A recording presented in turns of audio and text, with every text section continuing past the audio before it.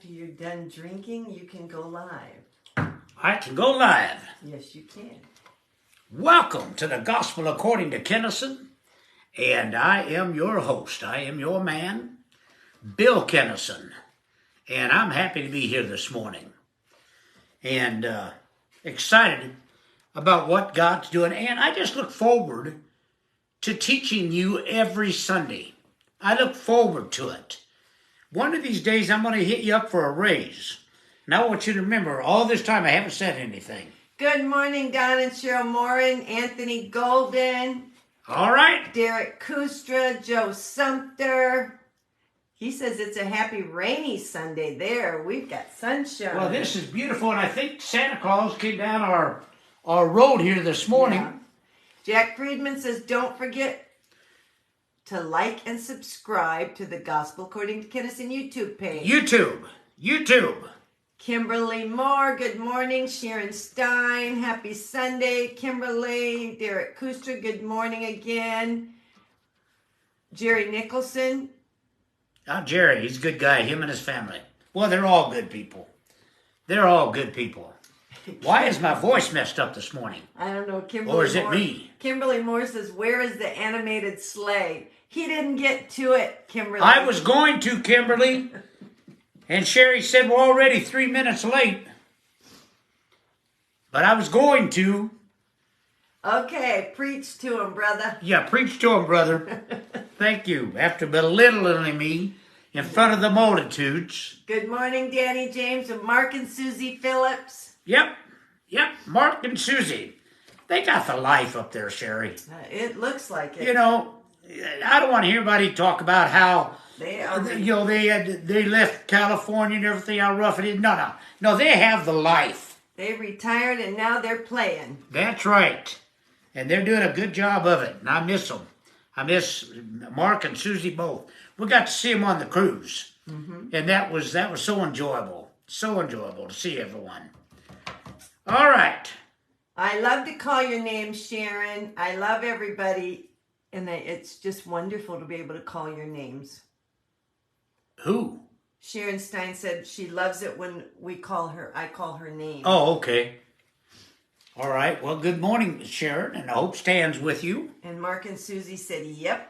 Yep. Oh, they're living the life, Sharon. They don't have to. That's just putting it in my face is what that is. And he's making beautiful pins. I don't know if he's got them up for sale for Christmas, but they are. He sent me one or two. Quite a while ago, though. He sent me one I still use. Yeah, I do too, but it's been quite a while ago. I don't know what I do when I run out of ink, which is going to be pretty quick. Sharon said Nothing yes. like begging for gifts, is there? Yes, Stan is watching. Huh? Sharon Stein said, yes, Stan is watching. And I hope he's doing well. I love Stan. Good guy. Stan and Sharon. Wonderful people. You know, they used to be our neighbors. Uh-huh. They're in California, so not only was they come to our theater, and she performed. Did Stan ever perform there? Mm-hmm. Yeah. Noises. I can never forget. Oh, I remember that. Well, you got to tell it now because Noises Off. It was just one of the funniest shows that we did. Yeah, and it was one crazy. of our early ones too, wasn't it? Yeah.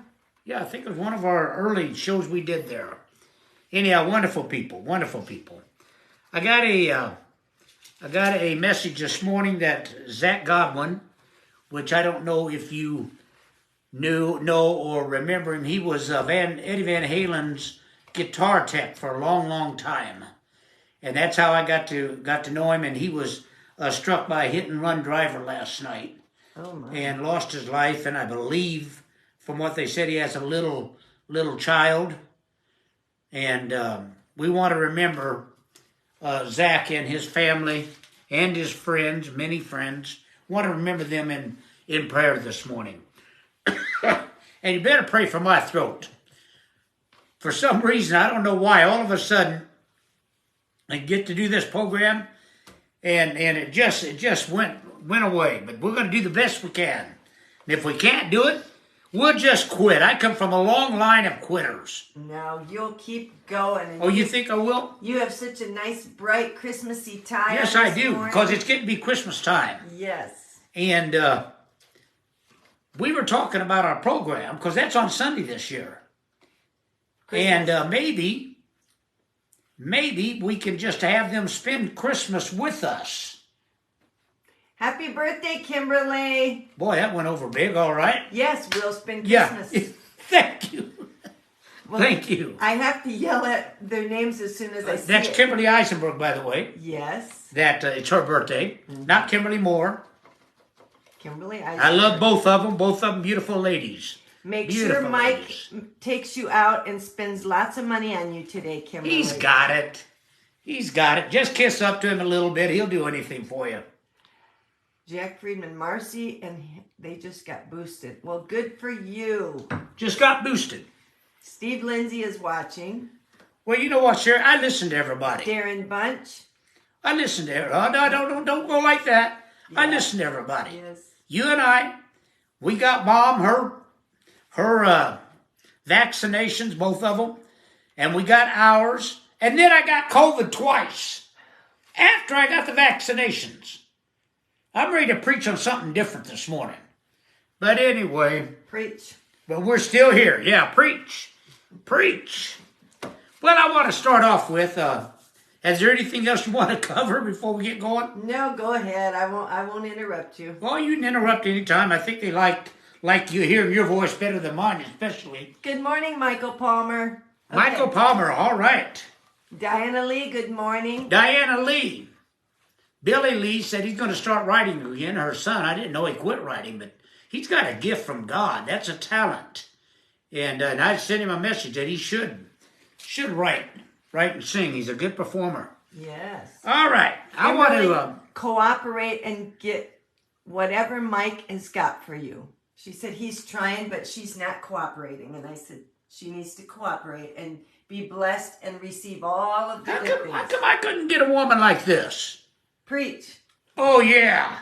Yeah. Well, let him treat you good, Kimberly, because he waited a long time for you. And you deserve to be treated good. He deserves to be treated good. Now can I start? This is You about the can fifth start. time. Yes. Go ahead. All right. I want to start off with a statement. This may shock some of you, but you don't have to die to experience heaven. You know, I had somebody tell me this past week. So I listened to your program, and I've never heard a speaker like you. Said you have a different twist on everything. And I said, well, I don't think it's a twist. I think it's just the way that it is. It's simple to me. One of those simple things is we're all waiting to die to experience heaven. When you find, listen to this now, when you find heaven in you, then you will find this heavenly treasure, this spiritual treasure. You know where you're going to find it? Within you. When you find this heaven in you, somebody said, are you actually telling me that you've experienced heaven? Yep. And I'm also actually going to tell you, I've experienced hell. You don't die for either one of them. You experience them while you're walking on this earth. Why would God put you somewhere, we'll call it heaven, after you die when you don't even know how to act there? Here is where you're going to find heaven. And then when he opens those doors to that next transition, it'll blow your mind. It'll blow your mind. We've said a few times, and we actually had a saying going here for a while, once you find this out, nobody can take it from you. Nobody. People can't break through. We told you that last week. They can't break through and they can't steal it from you. It is yours. This is your treasure. Your heavenly treasure that no one, now I'm going to repeat it again, probably repeat it several times. We've repeated it in other programs. No one can take it from you. The knowledge of who and what God is in you. Listen to every word. The knowledge of who and what God is in you and what you are in God. That is your treasure. You've been looking for a treasure? That is your treasure. I want to go back here. I think there's something I want to read to you. We read it last week, actually. Lay not up for yourselves treasures upon earth, where moth and rust does corrupt, where thieves break through and steal. But lay up for yourselves treasures in heaven. And where do you find heaven? In you. Where do you find these treasures? In you. Man, this is good right out of the gate. You see, when you have this knowledge of who God is in you and who you are in God, you are rich. That's it. Once you have this knowledge, you are rich because you can take that knowledge and be whatever you want to be. What do you want to be? I don't care what your age is. Years and years and years ago, I used to do success seminars. And I'd walk around the room and I'd have them write down, what have you always wanted to be? What have you always wanted to do? And what is it that you have always wanted to have? To be, to do, to have. I said, write it down on this paper. So they'd write it down, and then I'd go around the room and I'd pick up one. And I'd go, why haven't you done this? Why aren't you that person? Why haven't you got what you want? Why haven't you done what you want to do? And every once in a while, somebody'd go, I'm too old. No. Mark that excuse off the list. You're never too old. You're never too poor. You're never anything that can stop this treasure from working for you. One of my favorite chapters in the Bible, I'll just quote the first line there in Psalms 23. The Lord is my shepherd. I love that to start with. And I could teach an entire lesson on the Lord being your shepherd. But the Lord is my shepherd. The second one, I shall not want. The Lord is my shepherd. I shall not want. Then it goes on, and I love the next part. My cup runneth over. My cup runneth over. First, he's my shepherd. Second, I shall not want. That's what he said. If he's your shepherd, you will not want. So why are you wanting? Why have you not got what you want? Then the third said, I'm not just going to give it to you, but your cup will runneth over, more than you're able to contain. You see, here's our little Kinison principle. It's Christmas time. Every time it gets around to Christmas time, you think about money. You can't help it. You want to buy everybody you know a nice gift. It takes money. Christmas just is synonymous with money. It probably shouldn't be, but it is. I mean, we think of it. If we have it, we think of it. If we don't have it, we think about it. We're going to minister a little bit about money this morning. Make sure, this is my little principle I'm going to give you. Make sure that your mind is at peace with money. Because money comes to you through your mind. Make sure you're at peace with money. Everything, matter of fact, I think I told you this last week. Everything comes to you through your very own mind. Not out there working till you can't get up anymore. No, it all works through your mind. You condition your mind for whatever you want by loving the good which you desire. That's how you do it.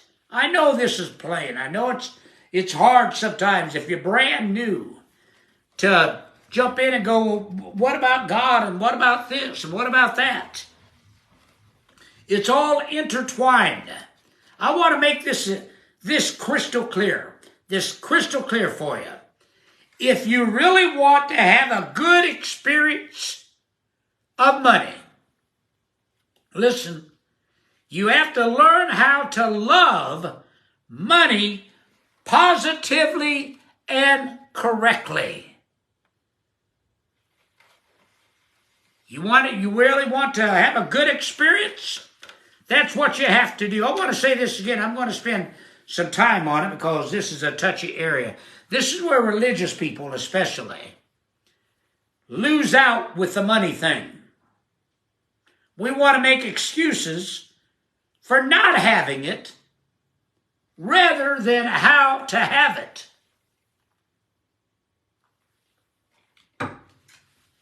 When I was a psychology major in college, I learned some simple things. One of them is that, or at least they taught us this, that you are psychotic in one area or the other.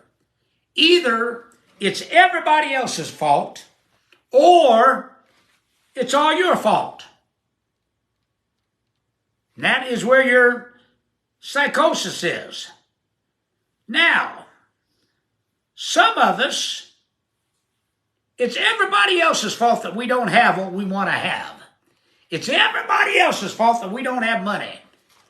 Then on the other end, you got that soul that's out there going, it's all my fault.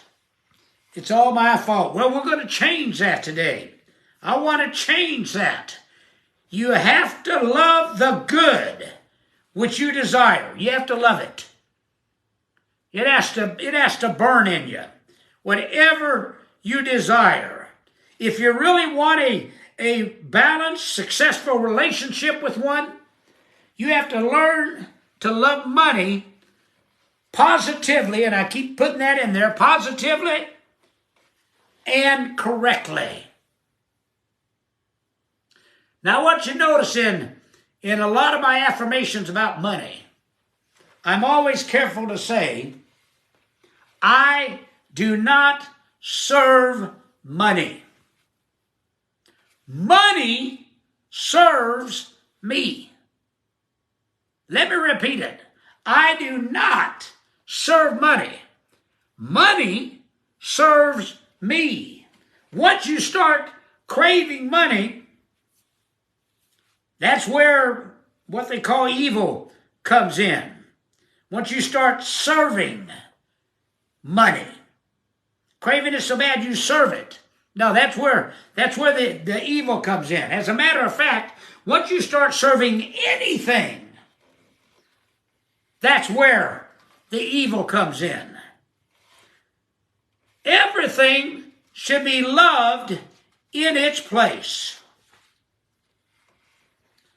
I was so glad, and I've said this Irish proverb. Actually, I think I probably started when I thought I was Irish till whatever that Ancestry.com straightened me out. Didn't have an ounce of Irish blood. But I'm glad I came across this Irish proverb a long time ago. Said, money swore an oath that nobody that did not love her should ever have her. What a great quote. Money swore an oath that nobody that did not love her would not have her.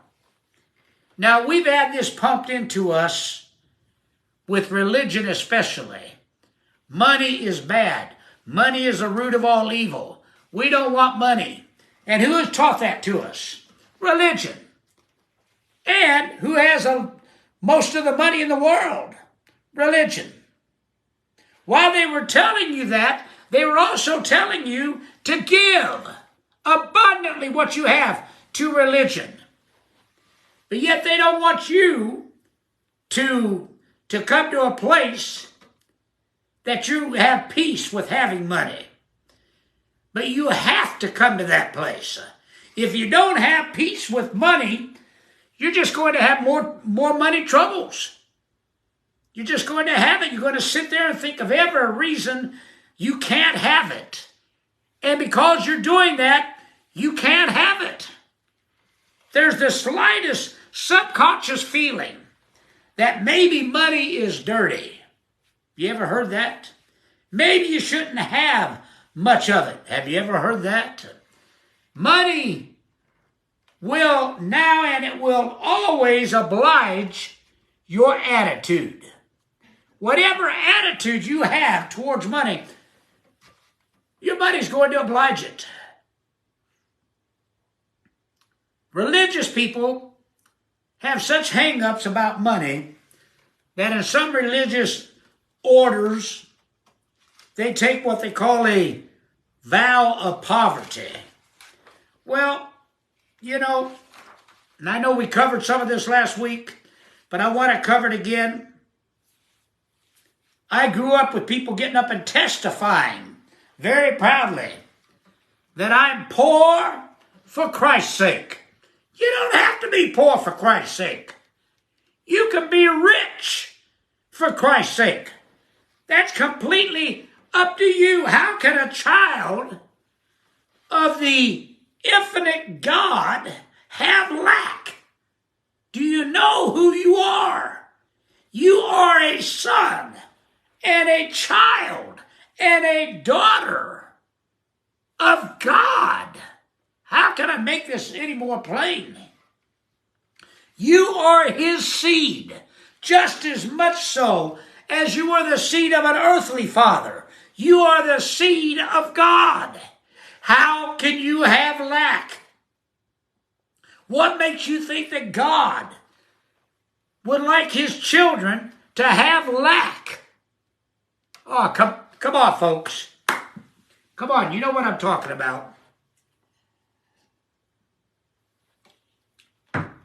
If you have the right understanding with money, let me tell you something. Forget this vow of poverty. You should take the vow of wealth. I remember I was in Peoria, Illinois, and we bought a beautiful, beautiful Catholic church, of which they do not put up publicly because people gave their money and they don't want them to really be exposed to their selling that property. But they sold it to me.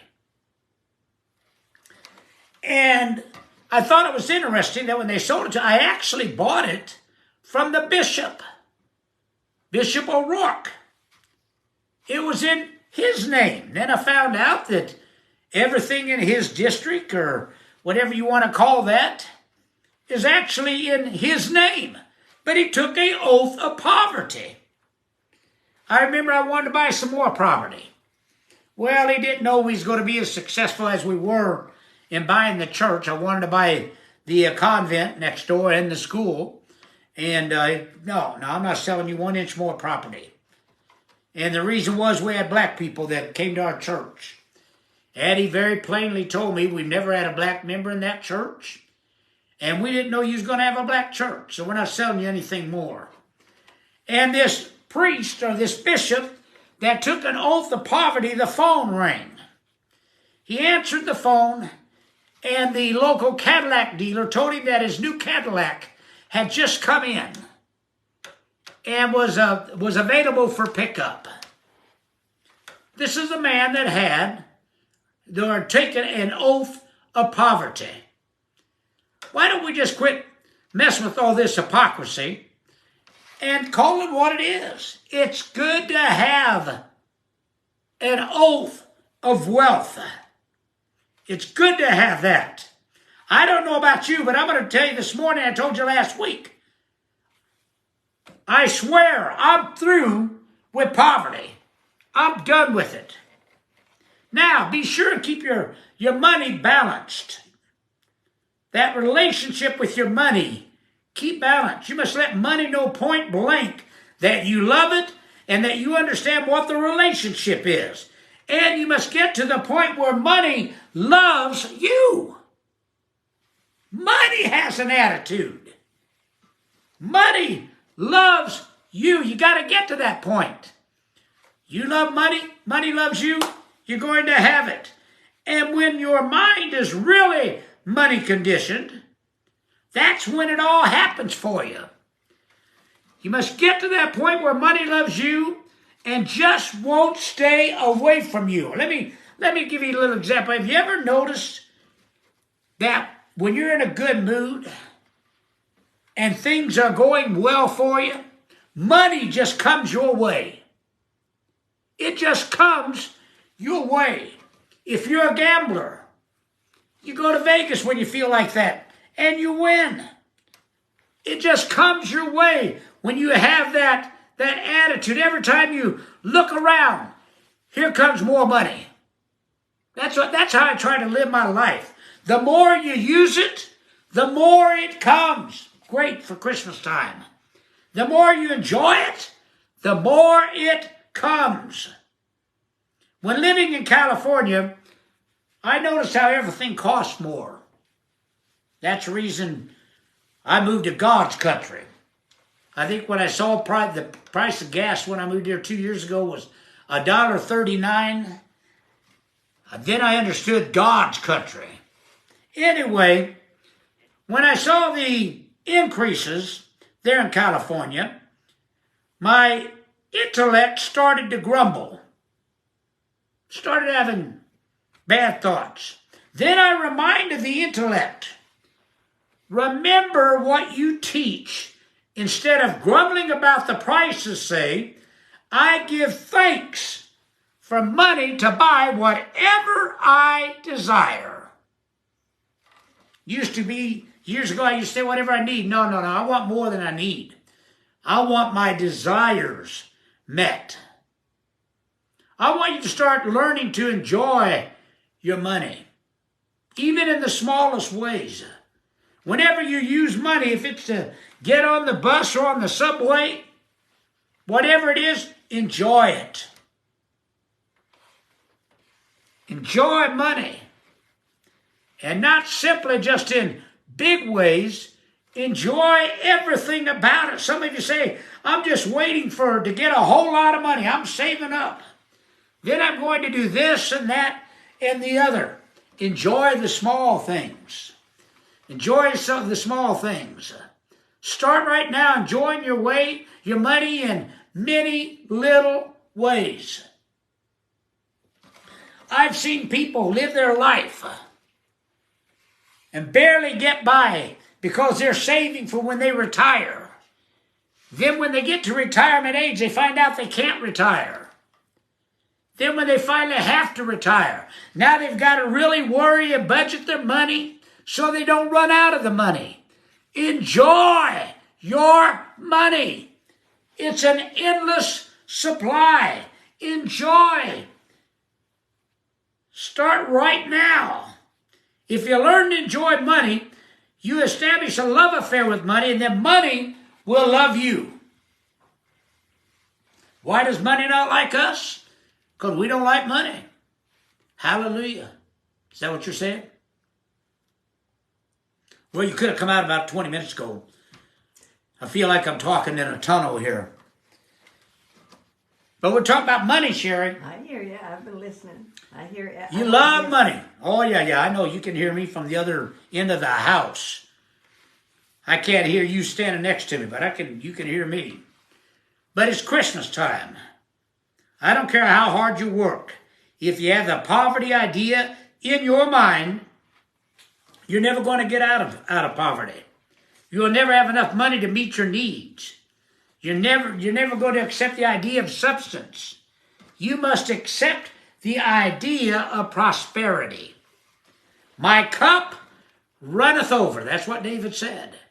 My cup runneth over. That tells me that people who serve God ought to have overflowing abundance. And I'm not talking about sitting in a church pew every Sunday. I'm talking about serving this God in you. We keep reciting it. I'll just stop with it. The Lord is my shepherd. I shall not want. Heavenly Father, I thank you for this time of teaching that you have given us. Let this simple lesson this morning, let it cause us to be blessed financially, health-wise, in our families, in our marriage, in our jobs, in every part of our life. We'll give you all the praise. Amen. God love every one of you. We're getting closer to Christmas. I love you. Sherry loves you. God loves you. God bless America. Yes, we've had 3 great gifts already this last week. We got to spend the day with Eric and Monica yesterday. And then Now you better say more than Eric and Monica. Eric Wiley. Wiley. And then we got to see Tyler Carter. That was a miracle, Sherry. We had another person that we took here from California, Jill. Jill Canales from Breastlink was here, and I had to go visit her. And we took her out for barbecue. While we were sitting there... Best barbecue, maybe anywhere, but in San Antonio is Pinkerton's. So we took her out for barbecue. We're sitting there eating outside because it's a beautiful night. And I hear a voice. And I forget sometimes that I'm not in California where Tyler lives and where I used to live. And I hear this voice, and I didn't say anything to Bill or Jill. I just yelled out, "Tyler Carter!" And he turned around with the shock of his life. He was as surprised as we were. But those are gifts too, folks. If you know anybody that just needs a phone call, or they need to say hi, or they need to reach out, those are wonderful Christmas memories. But that would never happen again in our lifetime. Tyler Carter out here working for, I think, until Monday or Tuesday or whatever, and run across him in a random restaurant. So it's been a good week. It's been a good week. Then the week before that, we had Dave and Lisa that stayed with us. And who said we don't get to see our California friends? They pop up all the time here. And Monica and Eric, they moved to Nashville. Well, right out of Nashville, Mount Juliet. They're in Tennessee. Said it's beautiful. I'm sure it is. Danny James said, "Did someone say barbecue?" You know what? I've seen some of his pictures. He can barbecue. But I don't know what it tastes like by the time he got it from there to here. But God love you. We've got to go. We'll be here next week. We'll see you then. God bless America.